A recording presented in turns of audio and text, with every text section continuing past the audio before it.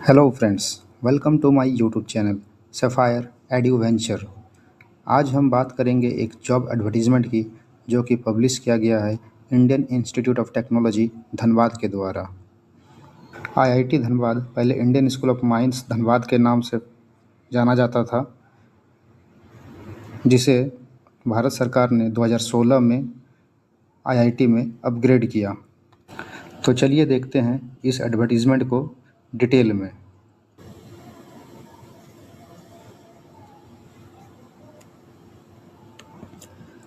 जिस पोस्ट के लिए ये एडवर्टीज़मेंट पब्लिश किया गया है उसका नाम जूनियर असिस्टेंट है। इस वैकेंसी में टोटल 19 सीट्स हैं, जिसमें से यूआर के लिए 10 सीट है, एससी के लिए 4 सीट, एसटी के लिए 1 सीट और ओबीसी के लिए 4 सीट है। ईडब्ल्यूएस के लिए इसमें कोई भी सीट नहीं है। और इसके पे लेवल मैट्रिक्स की अगर बात करें तो ये पे लेवल 3 का है।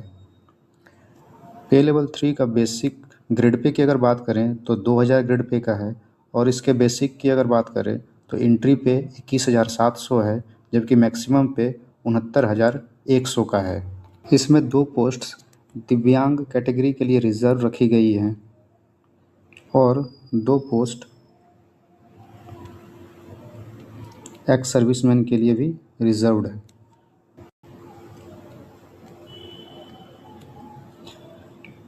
एलिजिबिलिटी क्राइटेरिया की अगर बात करें तो इसमें जो मैक्सिमम एज लिमिट है वो 30 साल का है, और एजुकेशन क्वालिफ़िकेशंस की बात करें तो बैचलर डिग्री आपका मिनिमम होना चाहिए और इसमें 55% मार्क्स आपका एटलीस्ट होना चाहिए। ठीक है।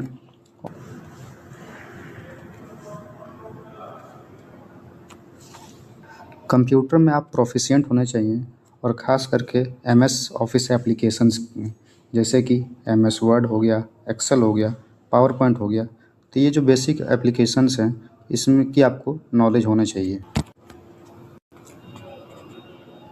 तीसरा क्राइटेरिया इसमें टाइपिंग का है। तो अगर आप इंग्लिश में टाइपिंग करते हैं तो आपकी टाइपिंग स्पीड 25 वर्ड पर मिनट होनी चाहिए मिनिमम, और अगर आप हिंदी में टाइप करते हैं तो आपकी टाइपिंग स्पीड 20 वर्ड पर मिनट होना चाहिए। ये मिनिमम क्राइटेरिया है।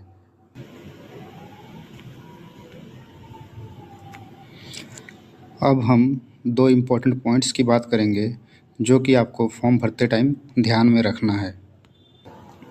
पहला इम्पोर्टेंट पॉइंट ये है कि आपका एजुकेशन से रिलेटेड जितना भी डॉक्यूमेंट्स है, जैसे कि 10th 12th और ग्रेजुएशन के मार्कशीट्स और पासिंग्स जो भी हैं, वो सारा आपको स्कैन करके एक सिंगल पीडीएफ बना लेना है। और जब आप फॉर्म भरिएगा, फॉर्म फिलअप कीजिएगा, उस टाइम आपको वो सिंगल पीडीएफ अपलोड करना है। दूसरा इम्पोर्टेंट पॉइंट है कि अगर आप किसी गवर्नमेंट इंस्टीट्यूट में काम करते हैं, कोई डिपार्टमेंट में, या फिर पीएसयू है या एक्सेट्रा, इस तरह का कोई भी गवर्नमेंट अंडरटेकिंग में अगर काम करते हैं, तो आपको उसका एक्सपीरियंस सर्टिफिकेट जो है वो सारा भी आपको एक सिंगल पीडीएफ बना के और उसको फॉर्म भरते टाइम अपलोड करना है। आगे कुछ जनरल इंस्ट्रक्शंस दिए गए हैं जो आपको फॉर्म फिलअप करते टाइम ध्यान में रखना है। तो चलिए एक एक करके देखते हैं। पहला,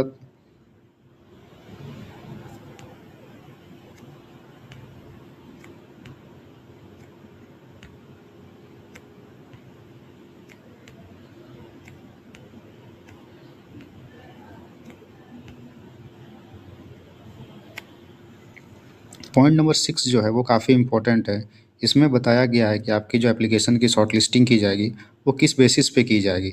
जो आपका प्रिलिमिनरी शॉर्ट लिस्टिंग होगा वो किस बेसिस पे किया जाएगा? क्वालिफ़िकेशन के आधार पर। ठीक है।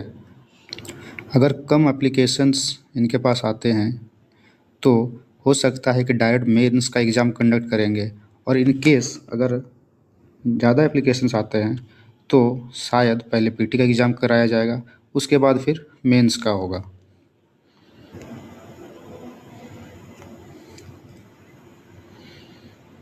जो रिक्रूटमेंट फ़ीस है उसकी अगर हम बात करें तो वो 500 रुपये है। ये फॉर्म भरने की जो लास्ट डेट है वो 26 अक्टूबर 2025 है। तो उससे पहले पहले आपको फॉर्म भर देना है।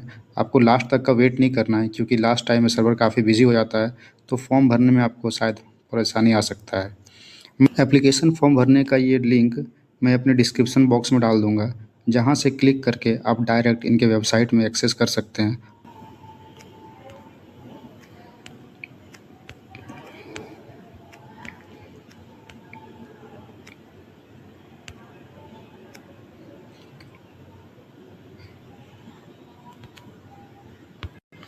इस एग्ज़ाम से जुड़े प्रीवियस ईयर क्वेश्चन पेपर्स मैं जल्द ही इस चैनल पे अपलोड करूँगा।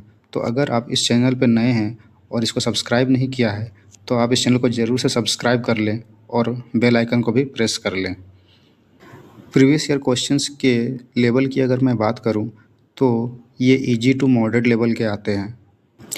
पीटी एग्ज़ाम की अगर मैं बात करूं तो इसमें टोटल 80 क्वेश्चंस आते हैं, जिसमें से 20 क्वेश्चन आपके रीजनिंग के होते हैं, 20 क्वेश्चन मैथ्स के, 20 क्वेश्चन इंग्लिश के और 20 क्वेश्चन जीएस के यानी कि जनरल स्टडीज़ के आते हैं।